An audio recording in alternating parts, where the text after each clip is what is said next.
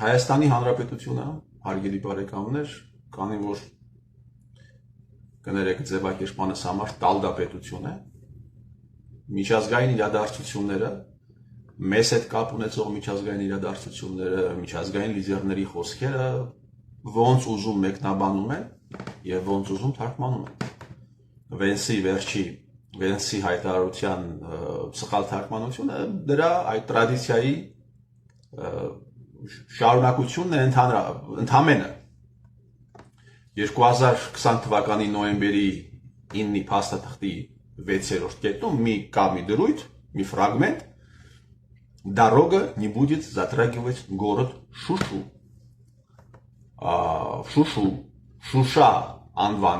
Շուշա անվանման հոլովատ ձևն է։ Հիմա կարդանք հայերեն թարգմանությունը։ Խնդրեմ, Prime Minister կայքում դրված թարգմանել են, ներկայացնում են, թե ինչ են ստորագրել։ Լաչինի միջանցքը 5 կիլոմետր լայնությամբ, որն ապահովելու է Լեռնային Ղարաբաղի կապը Հայաստանի հետ եւ միաժամանակ շրջանցելու է Շուշի քաղաքը, սխալ թարգմանել են։ Փաշինյան Նիկոլը ստորագրել է մի փաստաթղթի տակ, որտեղ գրված է Շուշա, այնտեղ Շուշի քաղաք չկա, ինչու եք սխալ թարգմանել։ Սա ձեր կեղտոտ տրադիցիայի լավագույն դրսևորումն է, ճակերտավոր։ 2020 թվականի հոկտեմբերի 10-ին այս մարդիկ պայմանավորվում են ադրբեջանցիների հետ մի քանի դրույթների շուրջ, որոնցից մեկը հետևյալն էր. начинают մոտավորապես եմ հիշում, կարող եք մտնել նայել, կամ приступают к субстантивным переговорам։ Կողմերն անցնում են սուբստանտիվ բանակցությունների, կողմերը սկսում են սուբստանտիվ բանակցություններ։ Սուբստանտիվ բանակցությունները ինչպես էին մեկնաբանում, Հայաստանի Հանրապետությունը պետք է գրաֆիկ սահմաներ, թե որ օրը դուրս է գալու, որ քաղաքից եւ որ շրջանից։ Ինչպես է Փաշինյան Նիկոլը ներկայացնում այդ դրույթը 44 օրյա քննիչ հանձնաժողովում, կողմերը պիտի ձեռնամուխ լինեն առարկայական բանակցությունների։ Սխալ թարգմանություն, յուրովի մեկնաբանություն։ Այս օրինակները շատ են։ Ադրբեջանի նախագահը հանդիպում է Աղդամում Աղդամ վերադարձող ընտանիքների հետ, հանձնում է բնակարանների բանալիներ եւ ասում, եթե նոյեմբերի 9-ին պատերազմը չդադարեր, բառացի ասում է, у нас потерь было бы больше։ Այսինքն ավել կորուստ կլիներ, Հայաստանի Հանրապետությունում դա թարգմանվում է հետևյալ կերպ, եթե նոյեմբերի 9-ին պատերազմը չդադարեր, մենք մեծ կորուստներ կունենայինք։ Նա չի ասել, у нас были бы большие потери, ասել է, потерь было бы больше։ Վերլուծաբաններն են փողը տալիս են, ըստ ճաշակի վերլուծում են, ըստ ճաշակի թարգմանում են։ Եվ նաև ըստ ճաշակի մեկնաբանում են, ըստ ճաշակի մեջ են բերում հայտարարությունները։ Բազմաթիվ անգամ Ադրբեջանի նախագահն ասել է, երբ բանը գալիս հասնում էր հողերը հանձնելուն, Հայաստանի Հանրապետությունում ինչ-որ դեպքեր էին տեղի ունենում, գունդ էին գրավում, հեղափոխություն էր տեղի ունենում։ Հիմա նիկոլական զբրոդի տարբեր ներկայացուցիչներ այդ հայտարարությունը չգիտես ինչու հիշել են,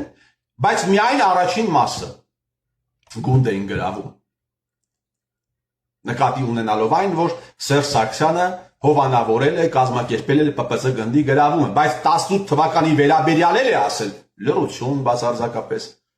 լրություն։ Այս թեմային ընդհանրապես չեն անդրադառնում հանրապետական կուսակցությունները այս խոսքին,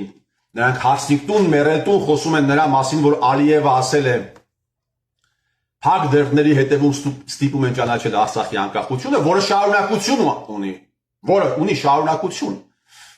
բայց դա երբեք չի լինի, ասում է նա, շարունակում է, երբեք չի լինի, մենք երբեք չենք համաձայնվելու, այդ առաջին հատվածը կտրել են եւ հարսնիքտուն, մեռելտուն խոսում են դրա մասին։ 2019 թվականի նոյեմբերին, հարգելի բարեկամներ, լույս է տեսնում 10 հարց Սերժ Սարգսյանին, որը տասնյակ հազարավոր մարդիկ են կարդում թե ինձ մոտ, թե պոլիտիկի էջում 10 հարցեր Սարգսյանին, որտեղ պարզ փաստերով խոսվում է նրա մասին, թե ինչպես է կազմակերպվել 18 թվականի կեղծ հեղափոխությունը։ Ասում եմ մի քանի օր դեկտեմբերին մեկ շաբաթից մի քիչ ավել այդ հարցերի հրապարակումից մի քանի օր հետո գործ է հարուցվում Սերժ Սարգսյանի նկատմամբ, իսկ դեկտեմբերի սկզբին պիտի ՀԱԿ պետությունների արտաքին գործոս նախարարների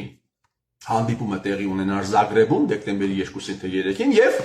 հայտնի խմբերը սկսում են այդ գործի հարուցումը կապել նրա հետ, որ Փաշինյան Նիկոլը պիտի գնար ինչ-որ զիջումների Արցախյան հարցով եւ այդ զիջումները խլացնելու համար գործ է հարուցել Սերժ Սարգսյանի նկատմամբ։ Ինչ ուզեն կանեն։ Լրագրողներն իրենք են, բլոգերներն իրենք են, փողը իրենց ձեռքում է, то զինված տղերքը իրենց, եթե ոչ ենթակայության, ապա իրենց տրամադրության կամ ընկերակցության մեջ են, ազգային անվտանգության ծառայություն, ոստիկանություն, ինչ ուզեն կանեն, ինչպես ուզեն, այդպես էլ կթարգմանեն, ինչքան ուզեն, այդքան էլ կխփեն։ Մարդիկ բերում էին Նիկոլ Փաշինյանին, որովհետև անդառնալի էր արդեն, անհնար էր, եկել էր ոչ պոպուլյար որոշումներ կայացնելու ժամանակը եւ ասում են, հեսա գնում է զիջումների։ Հասկանում եք ինչ ամորալության եւ ինչ դեբիլության շղարշ է մեջ ենք գտնվում, մենք մեծ փողեր եւ դրա համար այդ փողերի պատճառով ինչպես ուզում կեղծում են այս մարդիկ ինչպես ուզում կեղծում են իրականությունը։ Ինչ է նշանակում մեկը մի բան ասի ու սխալ թարգմանես, մեկը մի բան ասի ու սխալ ներկայացնես կամ սխալ մեկնաբանես։ Ինչու են անում։ Իրենք հիմարներ չեն, որովհետև կա դրված փող։ Մարդը դուրս է գալիս, պայքարում է, եկեղեցու համար է պայքարում, բայց իր կողքը եկեղեցու ավանդույթները ոտնահարվելով դրվում է Հիսուս Քրիստոսի արցանը, բացարձակ այդ թեմայի մասին լռություն։ Բացարձակ լռություն, որովհետև կա փող, պաշտոնի ակնկալիք, պաշտոն, այս ամենը։ Եթե ընդամենը մի քանի ամիս գոնե մի կտոր Փաշինյան Նիկոլ, գոնե մի կտոր Սերժ Սարգսյան, ինչու եմ նշում այս երկու մարդկանց անունները, որովհետև հիմնականում իրենք են ազդում մեդիայի վրա 100,000-ավոր դոլարներ դրված Հայաստանի Հանրապետության մեդիա դաշտի վրա, որպեսզի ճշմարտությունը յուրովի ներկայացնեն, կեղծեն, յուրովի մեկնաբանեն, կեղծեն 100,000-ավոր դոլարներ է դրված, հարգելի բարեկամներ։ Ընդամենը մի քանի ամիս, եթե դուք գոնե մի քիչ սիրում եք այս պետությունը, գոնե մի քիչ սիրում եք այս ժողովրդին, ընդամենը մի քանի ամիս, գոնե եթե դուք մի քիչ ձեր փողերի մասին եք լավ մտածում, մի քանի ամիս փող մի տվեք ձեր բլոգերներին, ձեր վերլուծաբաններին, ձեր լրագրողներին, ձեր դեպուտատներին։ Եվ տեսեք ինչքան մեծ օգուտ տված կլինեք դուք ժողովրդին։ Էլ չեն լինի վերլուծաբաններ, որոնք դուրս կգան կասեն եկեղեցու նկատմամբ տեղի ունենում այսինչ այնինչ գործողությունը Փաշինյան Նիկոլի միջոցով եւ դրա գլխին կանգնած են հрьяաները կամ պրոտեստանտները, այդպիսի ապուշություններ ասողներ չեն լինի։ Սա մարդիկ ասում են, որովհետեւ փող կա, իրենք գիտեն, որ ձեզ խաբում են։ Իրենք գիտեն, որ Ծառուկյան Գագիկի Քրիստոսի արձանի տեղադրման բոլոր գծերը, բոլոր ճանապարհները տանում են դեպի Հռոմ, իրենք շատ լավ գիտեն, որ սա կաթոլիկ ավանդույթ է։ Իրենք գիտեն դա։ Իրենք նաև գիտեն, որ հայտնի arczepiskopos-ի ձերբակալումը եւս, եթե ոչ ուղիղ, անուղղակիորեն այդ ամենի հետ կապ ունի։ Եկեղեցու նկատմամբ հարձակումը այդ շրջանակների հետ կապ ունեն, որ սա պրոտեստանտների ձեռքի գործը չի, որ սա հрьяաների ձեռքի գործը չի, սա կաթոլիկների ձեռքի գործն է, իրենք շատ լավ գիտեն, բայց ձեն չեն անում, գիտեք ինչու, որովհետև փող կա մեջ, հարգելի բարեկամներ, մեջը կա մեծ, շատ մեծ փողեր, եւ քանի դեռ այս փողային հարաբերությունները կան, քանի դեռ իրենց ֆինանսավորում են, մենք գտնվելու ենք այս ամենի մեջ։ քանի դեռ կա այս հարաբերությունը, քանի դեռ փողի դիմաց կարելի է ամեն ինչ անել։ Փողի դիմաց կարելի է հայրենասեր խաղալ, թուրքատիաց խաղալ, բայց լռել, որ հայերը հեկերը վաճառել են ադրբեջանցիներին, լռել ուղղակի։ Փողով հայրենասեր ես խաղում, բայց այս հարցը լռության ես տալիս։ Փողով հայրենասեր ես խաղում, բայց չես կարող լռության տալ այն սրբապղծությունը, որ հայերը բերում են ադրբեջանական բերին։ Այս սա չես կարող։ Բայց հեկերի մասին կլռես։ Հայրենասեր կխաղաս, թուրքատիաց կխաղաս, բայց պիտի լռես, որ Արարատ Միրզոյանը մեղադրվում է թուրքական գործակալ լինելու մեջ։ Այս հարցը պիտի լռես։ Պիտի լռես, որ տասնյակ հարյուրավոր մարդիկ բյուրոկրատական հասարակական սեկտորից գնացել են Թուրքիաներու վերապատրաստման են անցել։ Պիտի լռես այս հարցը։ Եթե դեպուտատ ես, պիտի ձեռնամուխ չլինես։ Ինչ որ լսումների, ել չեմ ասում քննիչ հանձնաժողով ժամանակավոր ստեղծելուն չի կարելի։ Բայց ժողովրդին պիտի ներկայանաս որպես թուրք ատող ազգի ցեղի ներկայացուցիչ։ Այս ամենը տեղի է ունենում, որովհետև մեջը կա շատ մեծ փող։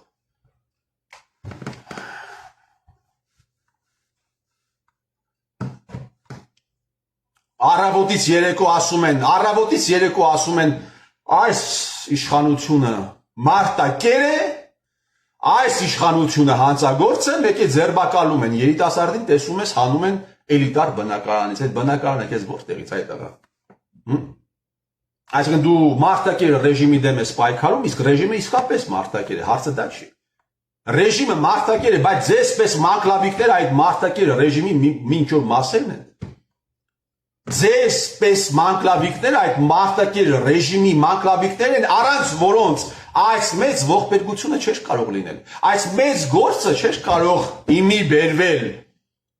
Էլիտար բնակարանը, այսպես կոչված էլիտար բնակարանը քեզ որտեղից։ Հրապարակեք այն մարդկանց անունները։ Հրապարակեք Նիկոլ Փաշինյան, հրապարակի։ Բոլոր ընդդիմադիր հրապարակային հասարակական գործիչների ֆինանսական բոլոր շարժը։ Ֆինանսական մուտքերը, ֆինանսական երգերը, ֆինանսական շարժը հրապարակեք, թող մարդիկ տեսնեն։ Թող տեսնեն։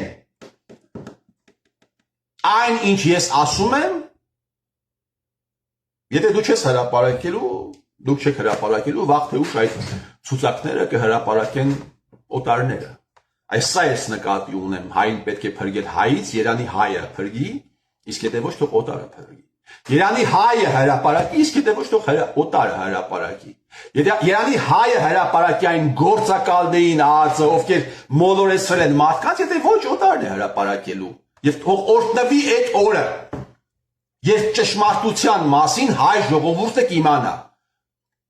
Տա Աստված հայից իմանա, տա Աստված հայը կանխի, հայը ցույց տա իրականությունը։ Դուք ռենեգատիզմի, օպորտունիզմի, ռենեգատության ձեր տերերը բաներն են, խորհրդանիշներ են։ Դավաճանության, ուխտադրժության մարդիկ բանակում չեն ծառայել, Արցախի դարն են լալիս։ Մի 700,000 էլ փող են հետ գցել։ Մարդիկ բանակից փախել են, մի հատ էլ դержել են իրենց պատգամավորական երթումը։ Պատգամավորական երթումն են դержել, հա? Կարևորագույն հարցը չբարձրացնելով ազգային ժողովում, դուք դержում եք պատգամավորական ձեր երթումը։ Բայց հայրենասեր են խաղում, որովհետև տուն են պահում, մեջներ կա մեծ փող։ Ես ձեր տիրոջ մերը։